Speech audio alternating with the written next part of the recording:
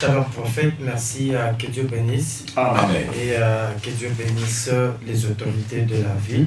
Amen. Que Dieu bénisse tous les ouvriers de la RCV. Le pasteur Johnny Lunga. Pasteur Johnny Lunga. Berger Moïse Kakuji. Mchungaji Kapudimwana. La sœur Bélange. Sa sœur Bélange. Le frère Grady. Ndugu Grady. Ainsi que tous ceux-là qui sont en train de faire du bon travail dans cette communauté. Que Dieu bénisse abondamment. Amen. Alors, nous bénissons tous ceux qui sont fidèles à cette émission. Et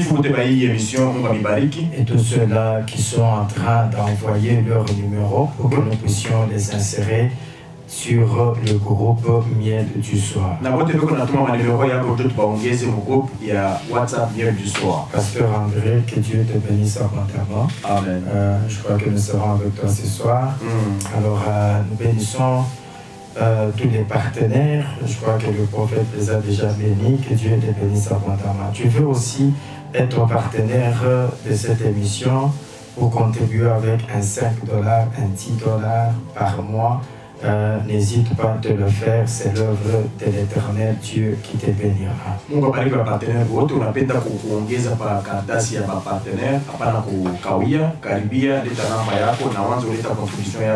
Chaque mois, $5, $10, Voilà, alors nous sommes en train de chuter avec le livre des cantiques, et après ça, nous allons prendre un autre sujet, un autre thème que nous allons exploiter selon que le Seigneur pourra nous orienter.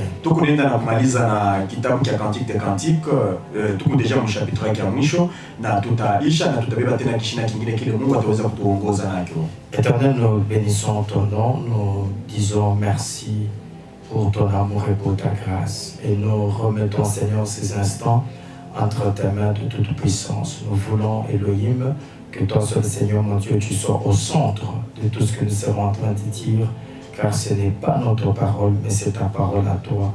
Au nom puissant de Jésus, laisse que cette parole puisse sauter de gloire, instruire, puisse, Seigneur mon Dieu, exhorter, puisse opérer éternel, bénir, Seigneur mon Dieu, tous ceux qui sont branchés pour la gloire de ton nom, au nom de Jésus. Amen. Amen. Alors, nous sommes en Cantique des Cantiques. Cantique des Cantiques, chapitre 8e, c'est ça, le dernier chapitre. Continuez à biper, continuez à marquer votre présence, continuez à envoyer vos numéros WhatsApp pour que nous puissions vous insérer dans le groupe Miel du Soir afin que vous puissiez bénéficier des enseignements chaque semaine. Miel du Soir, chaque dimanche et chaque samedi, chaque wiki. C'est quand même intéressant. Prophète, quelqu'un me demandait mais pourquoi lorsqu'on sacrifiait les agneaux ainsi que les bêtes qu'on sacrifiait, pourquoi Deutéronome chapitre 18 verset 1er on dit qu'il fallait que les sacrificateurs puissent manger l'épaule et puis les mâchoires ainsi que l'estomac. Wow. Njoni bakwani baranza kuria Rebecca, banakuria mbanga, banakuria na mapatili yote batuka. Non, l'estomac, pas yote. Banga, madame mâchoire, estomac, na Rebecca. C'est un peu. Njoni bakwani baranza kuria. Tutafute mutufate mzuri. Ça nous a bénis. Ça nous a bénis. Un prophète, c'est Deutéronome chapitre 18. Hein? Le verset 3. Le verset 3. J'ai aimé cette bien qui est difficile. Je l'ai aimé et j'ai répondu. Et puis quelqu'un d'autre va encore me demander, mais explique un peu Psaume 60 verset 8. On dit Moab est le bassin où Dieu se lave. Mais comment Dieu se lave? C'est toujours dans la Bible. C'est toujours dans la Bible. Dieu se lave. Parce que si Dieu se lave, ça veut dire qu'il s'est sali. Mungu kama anaoga maji anaoga ni kusema alikuwa mchafu. Que Dieu bénisse le pasteur Arthur.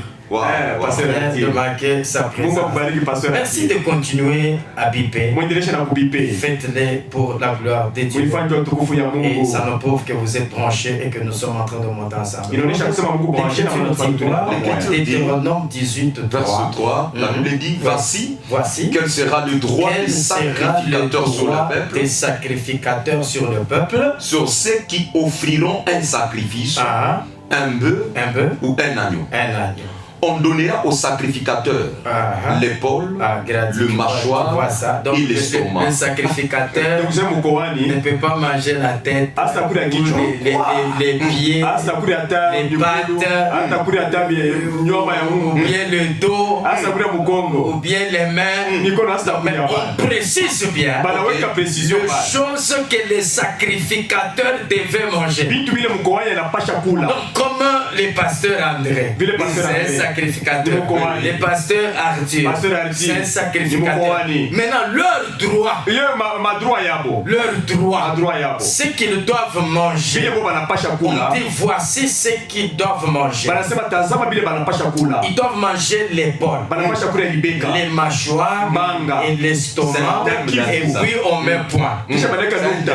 Le thème là, tu peux faire ton affiche parce que On a pas c'est d'affiche, donc hein. toujours. Oui. Tu fais ton affiche On a pas d'affiche, et hein, puis tu Munene. écris thème. Unaandika kishina. Les droits du sacrificateur. Ah. C'est fini. Vifaa vya mkoani. Les droits du sacrificateur. Vifaa vya On doit mkoani. expliquer ça. Et puis on doit expliquer ça. Unapasha kufasilia hayo. On doit expliquer ça. Unapasha On peut dire kufasilia. le droit du sacrificateur, entre parenthèses, l'épaule, les mâchoires et l'estomac. Vifaa vya mkoani unaweka entre parenthèses. Mais il faut mâchoire, expliquer estomac na chose libeka. par chose. Unapasha kila kitu Pourquoi est-ce que unakifasilia. les sacrificateurs, Kwani mkoani ils devaient alipashwa manger kula ces choses-là? bili vitu En tatu. fait, nous disons que Tunasema kusema l'épaule ici, Rebecca. mais c'est sur l'épaule qui comporte la charge. Ah, muziki banebeba ni pa Rebecca. Oui, la charge se porte sur l'épaule. Muziki banebeba pa Rebecca. Ah, c'est pour cette raison, prophète, Donc, oui. lorsque vous consultez le prophète Samuel, Wakati unamwona Samueli. il vous dira que même lorsqu'il a reçu Saül, Ataonyesha sema hata wakati alipokea Saulo. il lui a servi le morceau de l'épaule qu'on gardait pour lui avant qu'il n'arrive. Alimupatia kipande ya Rebecca alimchungia kabla akuye. Pourquoi? Parce qu'il devait être roi. Njoo alipasha kuwa mfalme. Un roi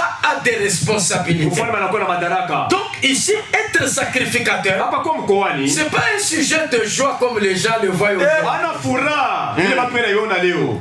C'est pas un sujet de gloire. Ana kishina kia utukufu En hapana. fait, parce qu'il y a des gens, lorsqu'on consacre leur fils Wakati bampakala pour watoto qu'ils yao. soient pasteurs, Ndio akwe au pastori. lieu de pleurer, Kabla alie. ils se réjouissent. Anashika furaha. Tu n'as pas ta date. Ah, ndani ya famille.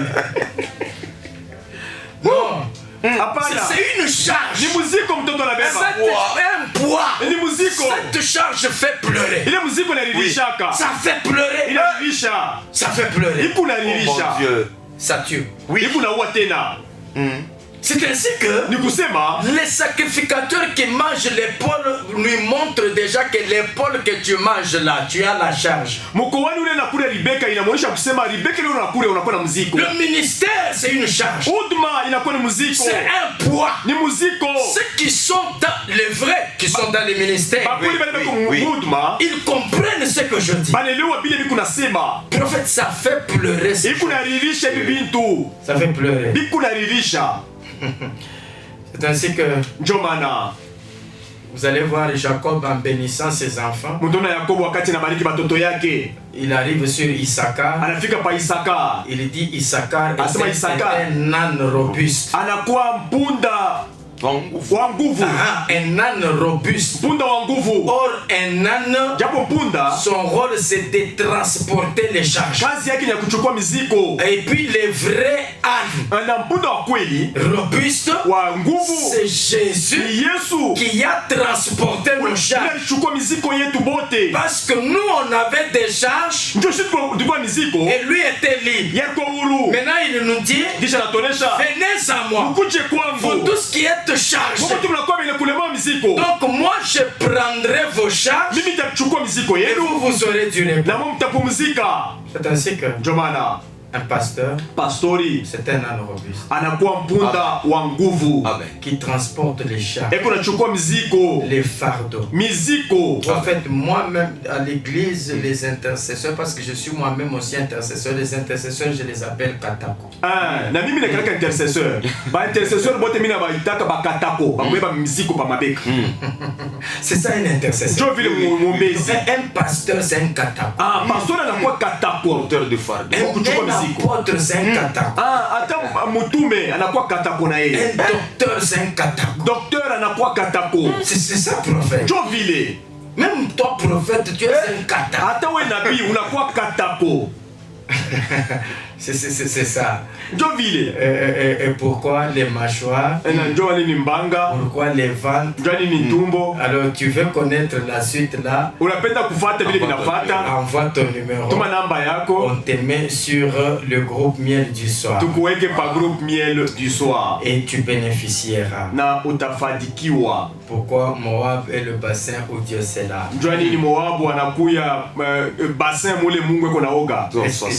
Dieu se lave. Oui. Dieu se lave. Merci beaucoup. Accenti. Cantique chapitre 8, le verset 8. Chapitre 8, verset 8. La Bible dit. Oui. Nous avons une petite sœur. Nous avons une petite sœur qui n'a point encore de mamelles. Oui, elle n'a pas. Ça, c'est un constat parce qu'ils ont vu. C'est un constat. La petite sœur qu'ils ont n'a pas encore de mamelles. On dit n'a pas encore de mamelles. Alors, la question est posée. Que ferons-nous de notre sœur le jour où on la recherchera? Le jour où on la recherchera. Le prophète insistait sur le rechercher, la recherchera parce que là, ça montre aussi un accent particulier. Oui. Oui. Cet accent montre la recherchera signifie on l'avait cherché avant. Peut-être on ne l'avait pas trouvé, on viendra la rechercher. Voilà, donc nous avons notre petite sœur. Point encore de ma mère. Que ferons-nous de notre sœur le jour où on la recherche? Alors nous avons dit ceci. Ici, ceux qui sont en train de parler, ce sont les grands frères de la Sulamite. Ce sont les grands frères de cette sœur. Et les grands frères de cette sœur qui sont en train de parler, nous comprenons que ce sont les 5 ministres. Les 5 ministres sont Ephésiens 4:11.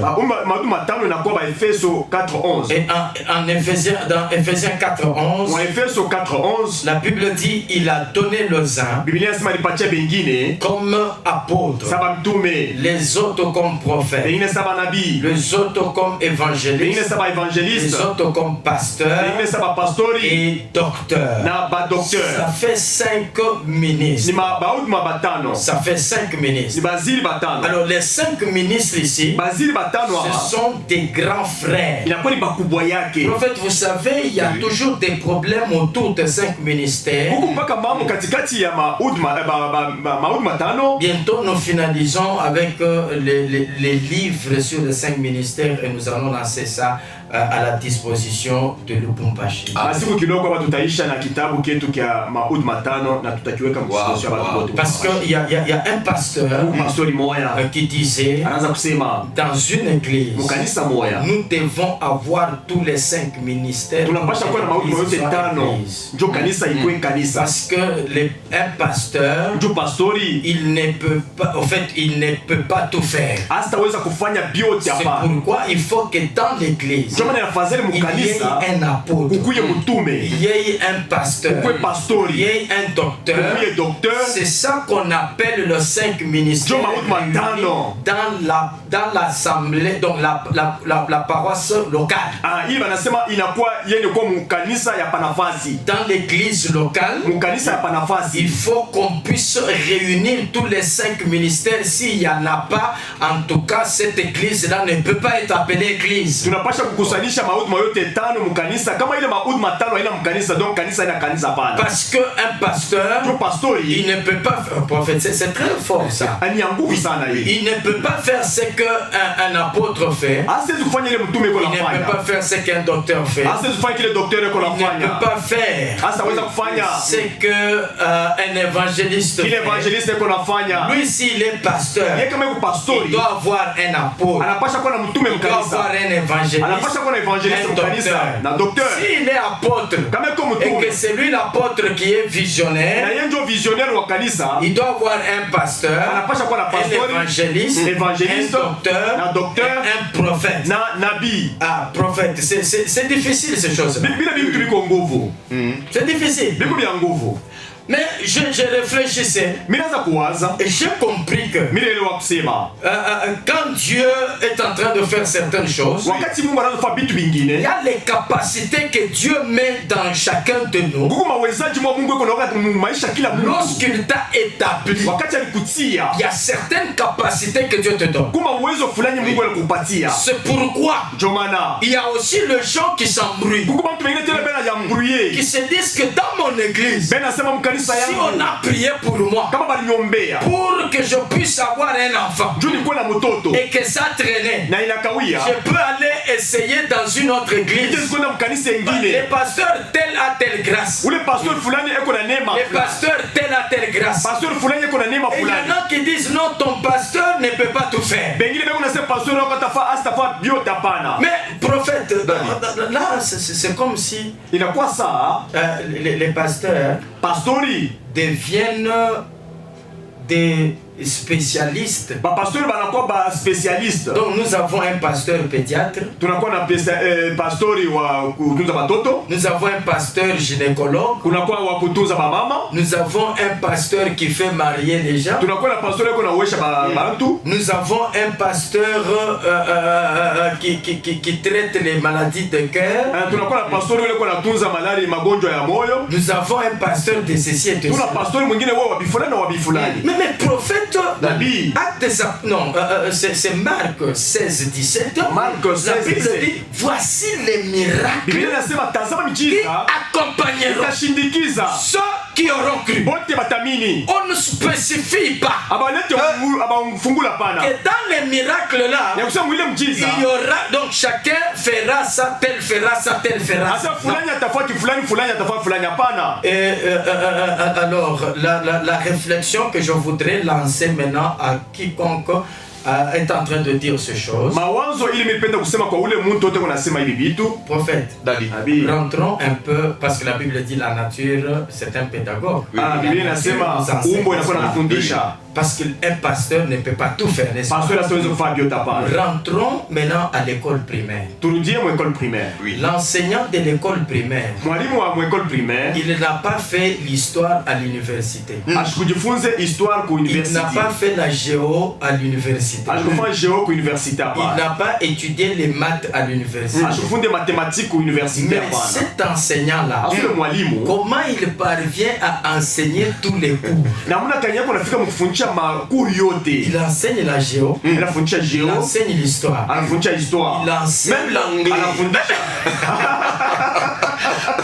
il enseigne la la science, science nayo. il enseigne la grammaire. Grammaire ni bamba Lui-même kutena. ne parle pas bien français, mais il enseigne très bien français. Yeye mwenyewe ashiseme kimombo mzuri lakini anafundisha kimombo. Il enseigne les calculs, Anafundisha il enseigne madibisho. les problèmes, Anafundisha il enseigne problème. l'éducation à la vie. Anafundisha éducation à la vie. En fait, même l'épaisse, Hata EPS na yako naifundisha. il enseigne ça. Anafundisha hayo. Donc, il enseigne tout ça. Vyote vile kwa nafundisha. Il enseigne ça comment? Anabiweza je? Il enseigne ça comment? Anabifundisha namna gani?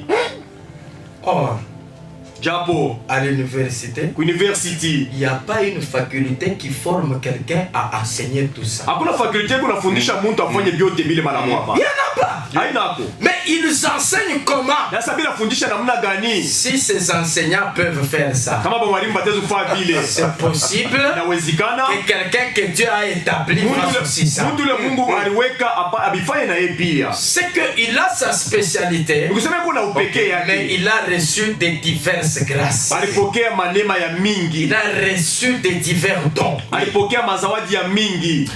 Voilà pourquoi nous disons, Ndio maana tunasema lorsqu'on dit notre petite sœur, wakati banasema binti wetu, ceux-là qui parlent, ce sont les grands frères. bale beko nasema ni bakubwa. Et ces grands frères, ce sont les 5 ministères. Bakubwa yake inakuwa ni baudi matano. Bon, les 5 ministères sont des aînés. Baudi matano inakuwa ni bakubwa. Et si ce sont des aînés, Kama ni bakubwa, je dis c'est pourquoi l'évangile que nous prêchons jamani mimi nisema injili tu unahubiri. nous vient des apôtres que nous considérons comme des aînés. Inatoka kwa mitume bale tunaona sasa ni bakubwa yetu. Nous n'avons pas le même niveau que l'apôtre Paul. Hatuna na hatua moja na mtume Paulo. D'ailleurs, lui-même, il dit, moi j'ai posé les fondements. Yeye mwenyewe anasema mimi niweka msingi. J'ai posé les fondements. Mimi niweka msingi. Vous allez bâtir dessus. Wewe utajenga juu. Faites attention de la manière dont vous allez bâtir dessus. Mukebe ange munamule ile mutajenga juu. C'est que lui, Ukisema yeye comme étant l'aîné, sama vile il mkubwa a posé les fondements. anaweka msingi. Et puis nous venons, Sisi tunakuya. ce que je suis en train de faire, Mimi kunafanya. c'est une pierre que je suis en train de mettre Amen. sur la Amen. fondation que l'apôtre a laissée. Ni jiwe mimi kunaweka pa ile msingi mtume aliweka. Alors je dois faire attention Mimi de napaswa kebange. la manière dont je le fais. Kuna mule ile mimi kunafanya.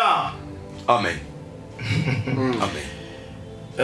Notre petite sœur, Binti wetu. nous l'avons définie comme la maison d'Israël. Tunafasilia kama vile nyumba ya Israeli. Et en parlant de la maison d'Israël, Kusema njoo nyumba ya nous Israeli. disons qu'il y a quelqu'un qui était venu chercher la petite sœur, mais ne l'a pas trouvée prête, il est parti. Tulisema kulikuwa mtu alikuwa kumtafuta binti wetu ashimkutanishe tayari lakini anarudia nenda. Nous avons pris dans l'ombre l'exemple de Jacob ainsi que Léa et Rachel. Tulibeba mkimvuri mfano ya Yakobo, Lea na Rakeli. Jacob vient. Yakobo anakuja. Lorsque Jacob vient prophète, Wakati Yakobo anakuja, l'objectif de Jacob c'est d'épouser et de chercher Rachel. shaba yake ilikuwa Yakobo Rakeli. Lorsque il cherche Rachel, Wakati anatafuta Rakeli, mais il trouve qu'il y a encore un problème chez Rachel. anakuta tena kunakuwa mambo kwa Rakeli. C'est pourquoi on lui dit on ne peut pas te donner Rachel. Jamani banasema batakupatia Prends d'abord Léa. Beba kwanza Lea. Lea ule qu'on prend là-bas ule tunapenda kupatia signifie inamaanisha vache sauvage. Anakuya ngombe wa pori. C'est ça Léa. Ndio Lea. Lea veut dire vache sauvage. Inakuwa ngombe wa pori. Si Léa c'est vache sauvage, Kama Lea ni ngombe wa pori, alors l'apôtre Paul nous définira mtume Paulo atatufasiria en Romains chapitre 11. Murumi 11. Il nous définira Anatufasiria l'olivier sauvage. mujeituni ya pori. Vous comprenez, prophète? Oui. L'olivier sauvage, Mujeituni ya pori c'est l'image des nations. ni picha ya mataifa. Et nous comprenons que Léa là-bas, Tumeelewa Lea ule c'est l'image des nations. ni picha ya C'est mataifa. que quand Jacob Kusema wakati est Yakobo allé pour Léa, anaenda kwa Rachel, kwa Rakeli, Rachel n'était pas encore mature. Rakeli alikuwa shakomana. Il n'a pas trouvé la maturité chez Rachel. Ashukuta kukomana kwa Rakeli. Le vrai Jacob, Yakobo wa kweli qui avait 12 fils, ule alikuwa na watoto c'est 12. Jésus de Nazareth, Yesu wa Nazareti. qui avait 12 disciples. Ule alikuwa na mitume 12. Amen. Amen.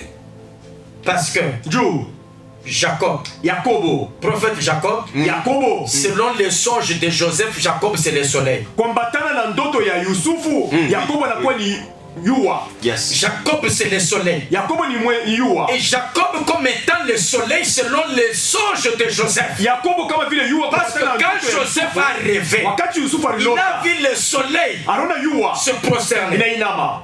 Non, non. Hapana. Les étoiles Manyota se prosternent. inakuwa kuinama. Le soleil, Yua, la lune, mwezi ils sont en train de se prosterner. iko nenda kuinama. Mais maintenant, Sasa le soleil yua qui se possède ici, c'est Jacob. ile inainama ni Yakobo. Mais le vrai Jacob Yakobo sasa wa kweli et le vrai soleil, na yua ya kweli c'est Jésus ni Yesu qui est l'époux. anakuwa bwana Soleil comme l'époux. yua kama bwana harusi. Lui le soleil de justice. Yua ya haki. Ah, celui-là Yeule qui est venu alikuja pour chercher Rachel. tafuta Rachel, c'est la maison d'Israël Israeli où il n'a pas trouvé la maturité. Et cette maturité, c'est la foi que Jésus n'a pas trouvé en Israël. C'est pour cette raison il laisse Israël.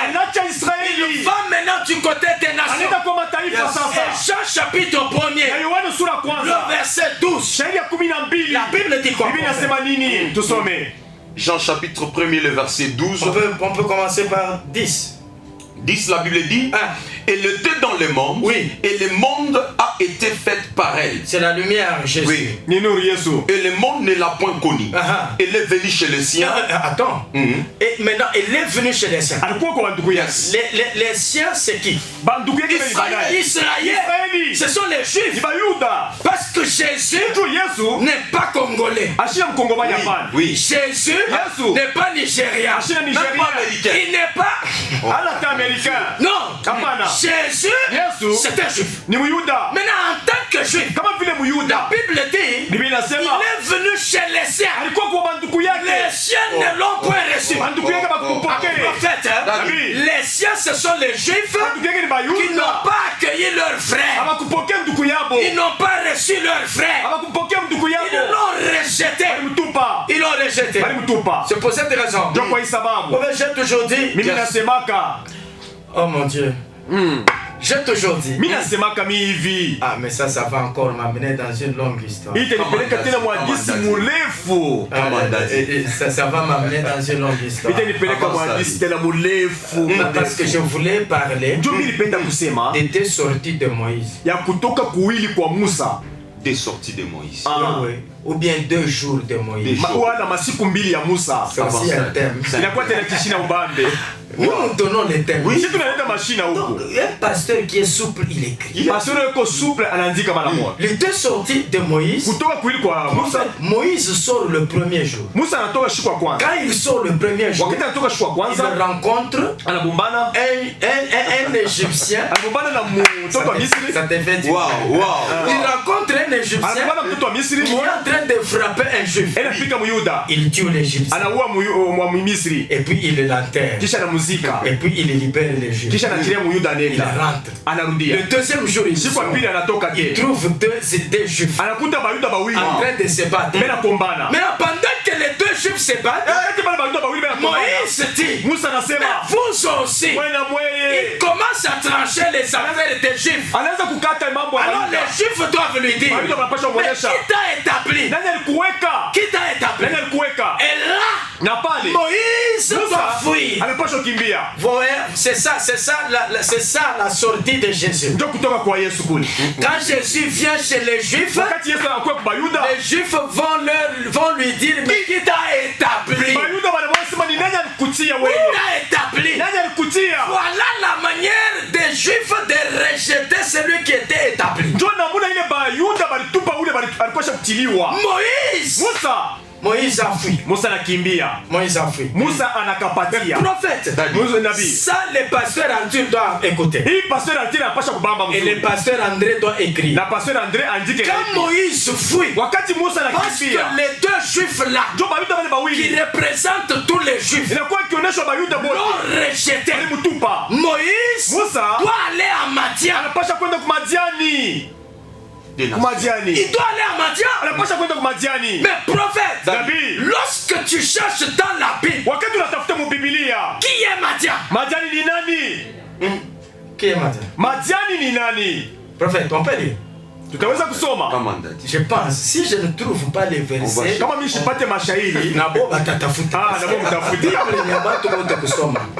Amen.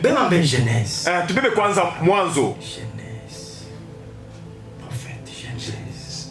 Prends d'abord Genèse 25. Genèse 25. Oui. Oui. Nous sommes là. Genèse 25, qu'est-ce que la Bible dit? Le premier verset. Oui. Le premier verset dit Abraham prit encore une femme nommée Ketura. Elle lui enfanta Zimram, Joksham, Medan, Madian. Très bien. Merci.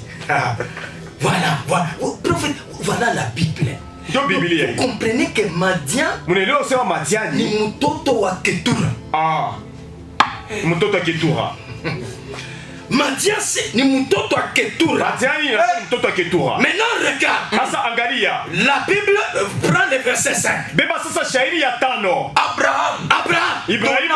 Tous ces biens à Isaac. Akapatia vitu yake vyote kwa Isaka. Et puis, il fit des dons au fils de ses concubines. Il fit les dons au fils de ses concubines. Akapatia mabifa kwa batoto babala yake.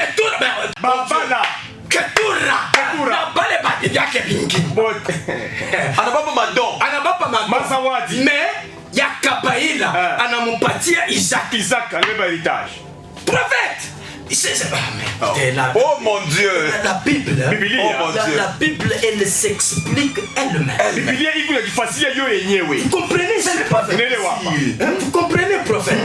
C'est ainsi que Isaac a reçu tous ses biens. Tous les biens d'Abraham. Prophète en assuré.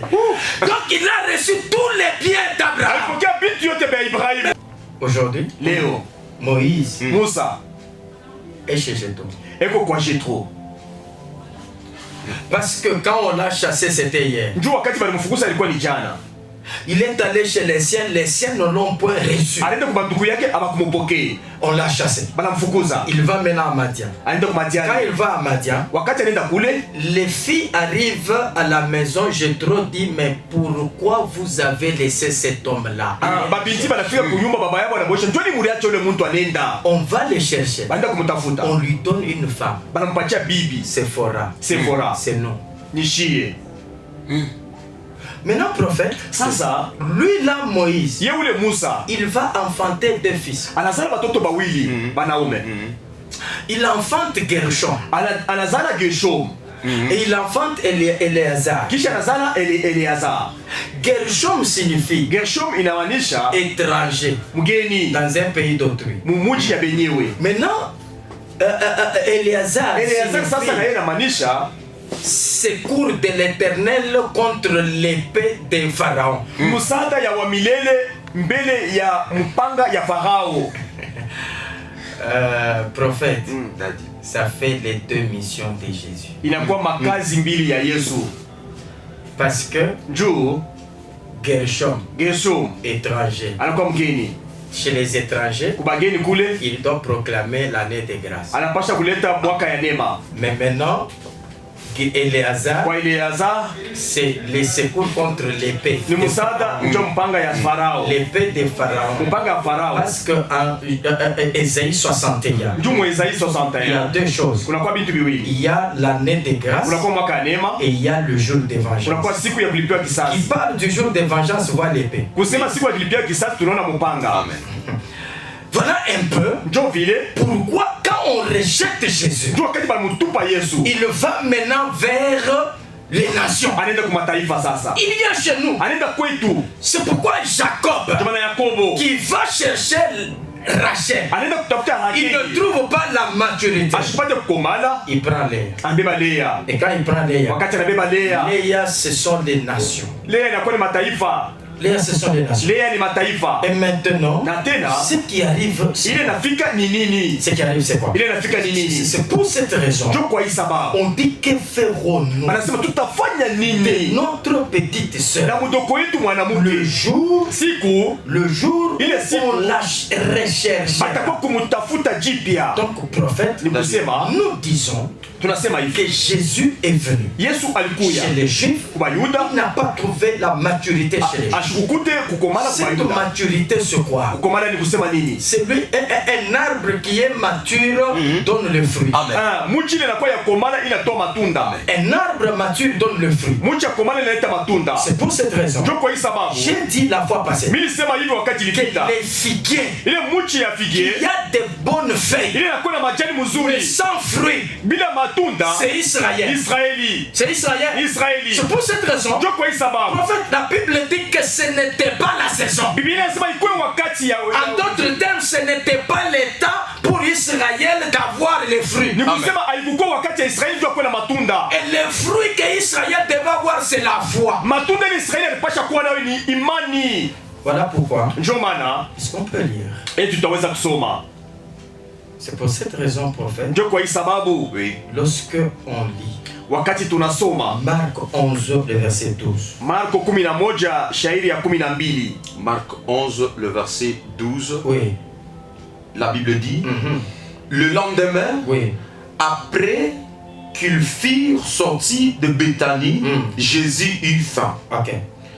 Apercevant de loin un figuier qui avait des feuilles, Oui.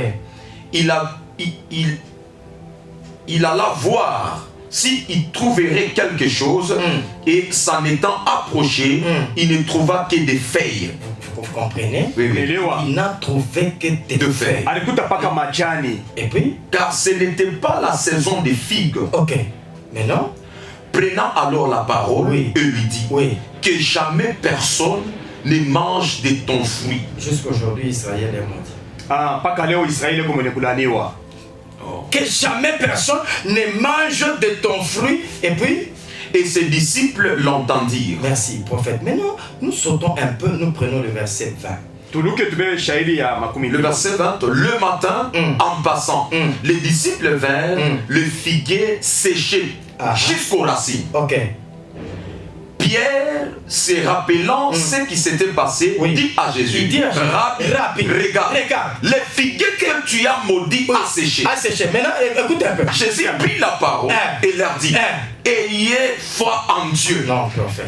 Nous sommes en train de parler de l'arbre. tunasema njoo Imani inatokea wapi? Imani inatokea wapi? inatokea wapi Nous imani? parlons ici de Hapa tunasema l'arbre. njoo wa muti. Jésus a maudit l'arbre. Yesu alilani muti. Et puis l'arbre n'avait pas de fruits. Muti haikuwa na matunda. Et puis ils sont partis. Kisha banenda. Le matin quand il revient, Asubuhi wakati banarudia. Pierre, mais regarde, Sasa angalia huko. l'arbre que tu as maudit Ile muti là, ulilani a séché. inakauka. Les discours changent. Kusema kuna Ayez foi en Dieu. kuwe na imani ndani ya Mungu. Pourquoi prophète? Jua nini? Parce que Juu Jésus Yesu voulait manger. alipenda kula.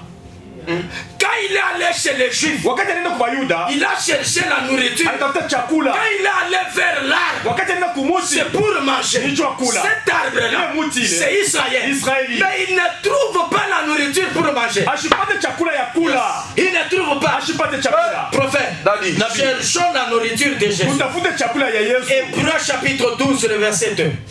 Hébreux 12 verset 2. Qu'est-ce que Jésus mange? Yesu yuko nakula nini? Hébreux 12, 2, Oui. la Bible dit, Oui. ayant le regard sur Jésus, le chef et le consommateur de la foi. Prophète, il consomme la foi. Eko nakula imani. Sa nourriture, c'est la foi. Chakula yake ni C'est imani. pourquoi Ndio maana il est allé voir l'arbre, alienda kuangalia muti.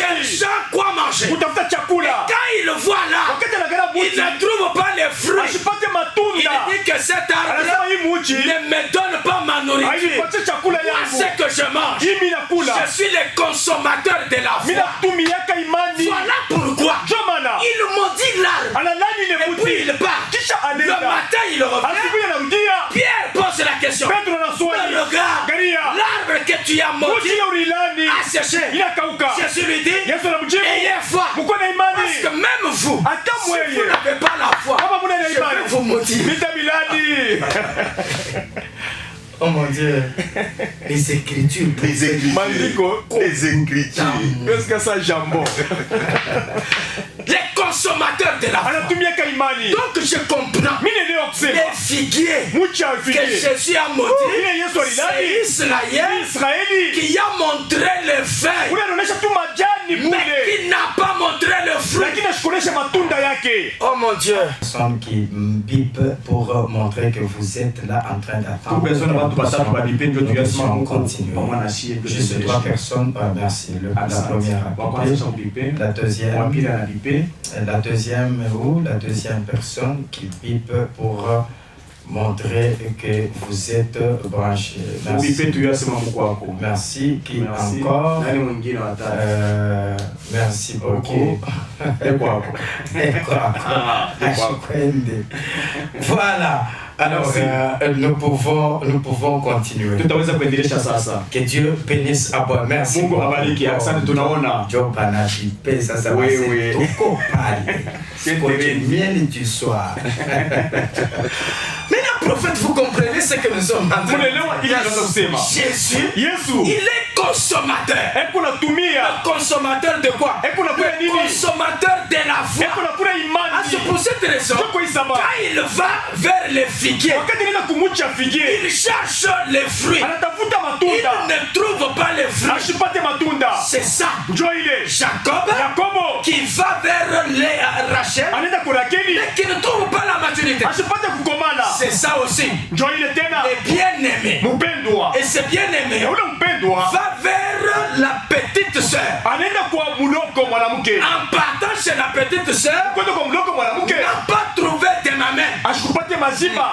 Les mamelles ici, c'est la maturité. En parlant de maturité, nous voyons la foi. C'est pour cette raison, prophète, nous disons que Jésus, il a besoin de la foi. L'Église a manifesté la foi. C'est pour cette raison, Jésus est aujourd'hui avec l'Église. Parce que l'Église a montré la foi. Et la Bible dit que la foi vient de ce qu'on entend. C'est que l'Église a entendu, mais n'a pas vu. Elle a cru. Mais Israël a vu, mais n'a pas cru. Que Dieu bénisse. Amen. Voilà pourquoi on dit, nous avons notre petite sœur. Et ceux-là qui parlent, ce sont des grands frères. On parle de la petite sœur. Et nous avons dit que les grands frères, ce sont les 5 ministères. Ce sont les 5 ministères. Alors, prophète, maintenant nous prenons la deuxième dimension. La deuxième dimension, la petite sœur ici, c'est aussi l'église. C'est l'église aujourd'hui. L'église aujourd'hui, c'est la petite sœur. Et les 5 ministères, parce que nous avons défini d'abord la petite sœur comme étant Israël. Jésus était allé visiter, mais Jésus n'a pas su rester avec Israël. Il est venu dans l'église des nations. Et maintenant, la jeune fille ici peut être aussi l'église. Pourquoi l'église? Parce que l'église aujourd'hui, les 5 ministères doivent travailler pour amener l'église à la maturité. L'église doit avoir des mamelles. Et les mamelles, c'est l'image de la maturité. C'est l'image de la maturité. Ephésiens chapitre 4, verset 11, prophète. Chapitre 11, la Bible dit, et il a donné les uns comme apôtres, les autres comme prophètes, les autres comme évangélistes, les autres comme pasteurs et docteurs. Pour le perfectionnement de saints. Ah, très bien. Pour le perfectionnement de saints. Ah, c'est pour amener la perfection. Ça veut dire quoi? Avant que les ministres ne viennent, quand ils viennent, ils trouvent qu'il y a l'immaturité. Il n'y a pas la perfection. Mais le rôle des ministères, c'est d'amener la maturité. C'est pour cette raison, prophète, nous ne prêchons pas l'église pour amener l'église à des choses seulement de la terre. Non. La Bible dit, affectionnez-vous aux choses d'en haut, où Christ est assis à la droite du Père. Et non pas aux choses d'en bas. Parce qu'il y a des gens qui disent, aujourd'hui, il ne faut pas mystifier l'évangile. Il ne faut pas compliquer l'évangile. L'évangile est simple. Il faut enseigner ce que les gens peuvent vivre. Mais enseigner ce que les gens peuvent vivre, c'est quoi? Parler de voyage, parler de mariage, parler des enfants, parler de gloire, parler de vêtements, parler de voitures. Et ça se termine là. Ce n'est pas la raison pour laquelle les ministères sont donnés. Les ministères sont donnés à faire qu'il y ait la perfection, la maturité. C'est pour cette raison. Cherchons la maturité. Amen. Encore dans l'église et dans la Bible. Galates 4. Galatia, wow. Galates 4. J'aime quand je donne un verset, ton sourire montre que. Verset 19. Galates 4, 19. Galates 4, 19, la Bible dit, oui. Mes enfants. Attends. Écoute, il ne parle pas aux adultes. Il ne parle pas aux adultes. Parce que la petite sœur, la petite sœur est enfant. Elle n'a pas encore de maman. Mais le problème, c'est qu'elle ne doit pas prophète. Est-ce que vous savez qu'il y a des pasteurs quand ils voyagent et qu'il peut appeler les rapports qu'il cherche? Des dimanches kuringia ngapi? Pesa ngapi ringia? Muri dépenser ngapi? Attention, kama mishi ya kuya, en tout cas franga shitenki. Atakaribira mushuzi atakaribira. Ça c'est groupe batuakisha ji. C'est magatawe. Sinela iko. Ainako. Paki vina kachika. Donc kusema nono, est-ce que kuko batu ba nouveau baringia mukanisa nani ule dada alikuwa malari Nigeria anapona? Hapana. Combien? Pesa. Iringia ngapi? Mais écoute un peu ce que l'apôtre dit. Pour qui j'éprouve de nouveau les douleurs de l'enfant. Prophète, on doit éprouver les douleurs. Montre que tu as enfanté. Montre que tu as enfanté. C'est pour cette raison. Un pasteur, il sait qu'il enfant. Même ses enfants, il sait comment les traiter. Mes enfants, pour qui j'éprouve les douleurs de l'enfant. Prophète, jusqu'à quand? Jusqu'à ce que Christ soit formé en vous. Oh mon Dieu. Oh mon Dieu. Jusqu'à ce que Christ soit formé en vous. Jusqu'à ce que Christ soit formé en vous. Le prophète sait que nous avons le devoir. Nous avons la mission de faire former Christ dans chacun des enfants que nous recevons. Quand je reçois quelqu'un, l'objectif, que cette personne puisse avoir Christ formé en lui. Et puis Christ formé, aina paka mukono, aina rincho, aina kinyo, ni Christ mujima. Amen. Et pour avoir Christ mujima, il y a un type d'enseignement. Nous ne resterons pas en train de donner le même type d'enseignement croyant que Christ sera formé.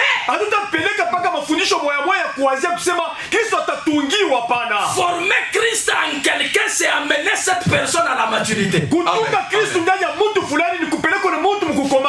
La Bible dit ceci. Les ministères qui sont donnés, c'est pour que les gens ne restent pas des enfants. Le prophète rentre maintenant en Ephésiens 4. Oui.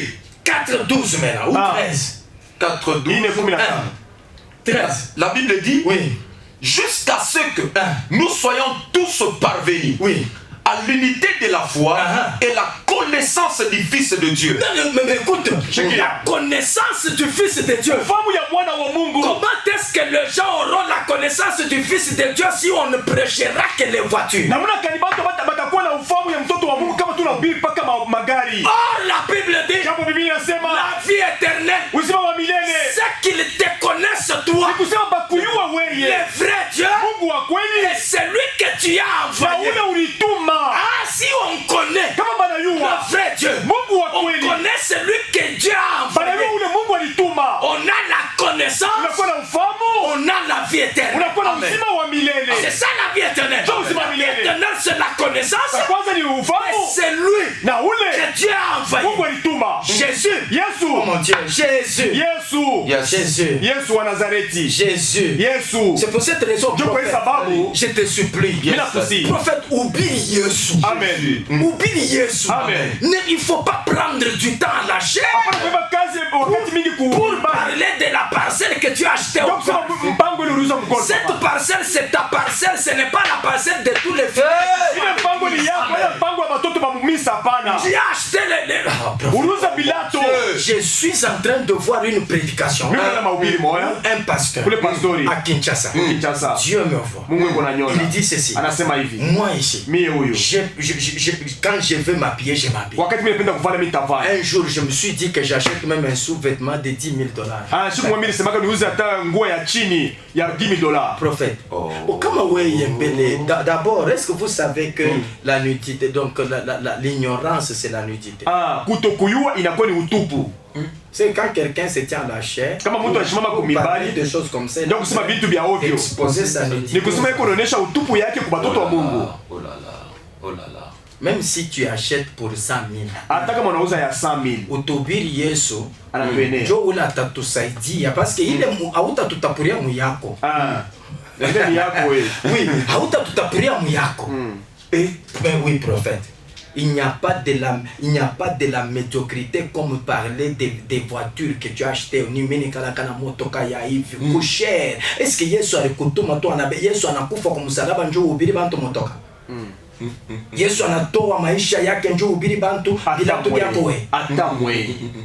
Aujourd'hui, on est en kanisa bantu baklame ben aleta na offrande d'habillement parce que je vois la bien bantu bato offrande alors que Jésus-Christ c'est l'offrande. Oh mon Dieu. Prophète, donc ici, la connaissance. La connaissance. La connaissance du Fils de Dieu à l'état d'homme fait. Oui. À la mesure de la stature parfaite de Christ. Oui. Et puis, afin que nous soyons plus des enfants. Que nous ne soyons plus des enfants. Si je ne suis plus enfant, c'est que j'ai la maturité. Afin que nous ne soyons plus des enfants. Parce que la Bible dit, quand j'étais enfant, je parlais comme un enfant. Prophète, un enfant a son langage. C'est que parmi certains serviteurs, il y a des enfants. Parce que même, c'est pour cette raison, je t'ai dit la fois passée. Mais pourquoi Jean dit qu'il a vu? Il a vu un agneau. Oui. Qui avait deux cornes. Mais qui parle comme un dragon. Ah, c'est un agneau. Comme on a mangaré. Ni agneau. Comme chez Assem. Ni agneau. Mais akifungule kinyo ni dragon. Jo tamuvumbule. C'est pour cette raison apparence chikulande. Amen. Amen. Amen. Que Dieu bénisse. Amen. Donc là-bas, que nous ne soyons pas des enfants comment? Que nous sommes plus des enfants flottants et emportés à tout vent de doctrine. Mais prophète, ici un enfant, on peut le tromper comme on veut. Mais quelqu'un qui a la maturité, avoir la maturité, c'est avoir Christ formé en toi. Voilà la maturité. Oh, je veux que quelqu'un sache. Sur la terre, dans l'église, chaque jour, ayons un objectif. Que Christ soit formé en nous. Que Christ soit formé en nous. Oh, chers serviteurs, chers pasteurs, chers apôtres, cher docteur, vous qui avez reçu la responsabilité de nourrir les peuples.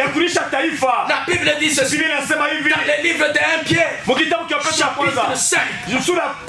Paissez les troupeaux. Paissez les troupeaux qui est à votre charge. Oui, paissons le troupeau afin que Christ soit formé. Que Christ soit formé. Que Christ soit formé. Si Christ est formé, prophète, j'ai toujours dit, si Christ est formé, et notre évangile n'entrera pas là où Christ est déjà formé. C'est pour cette raison, lorsque les serviteurs les plus anciens est allé chercher Rebecca pour Isaac, prophète, la Bible dit ceci. Lorsque Rebecca a accepté, le serviteur a pris un anneau. Et là, un anneau. Et l'a mis au nez de Rebecca. C'est l'anneau d'Isaac sur le nez de Rebecca. Or le nez détecte l'odeur. Or l'odeur de Corinthiens chapitre 2 le verset 14. L'odeur c'est la connaissance.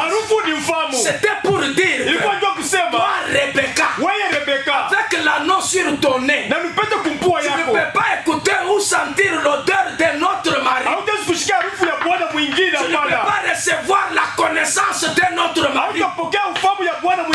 Mais la connaissance que tu dois recevoir, en fait, nous n'avons pas 3 maris. Nous n'avons pas 4 maris.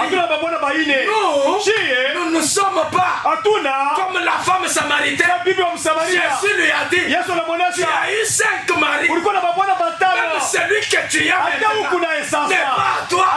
Ça veut dire qu'il y avait un mari qui manquait à cette femme pour qu'elle ait la totalité des maris.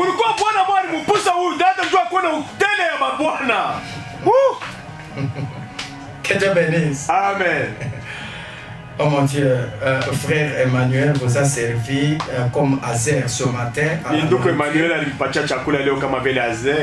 Comme l'apôtre Paul l'a dit, il a été envoyé pour servir le mets au roi. Vous tous qui m'avez suivi ce matin, vous êtes des rois. Parce que Jésus a fait de vous un royaume et sacrificateur. Que Dieu vous bénisse abondamment. Ce soir, rejoignez-nous sur Philaos. Nous serons en train de jubiler dans les Écritures.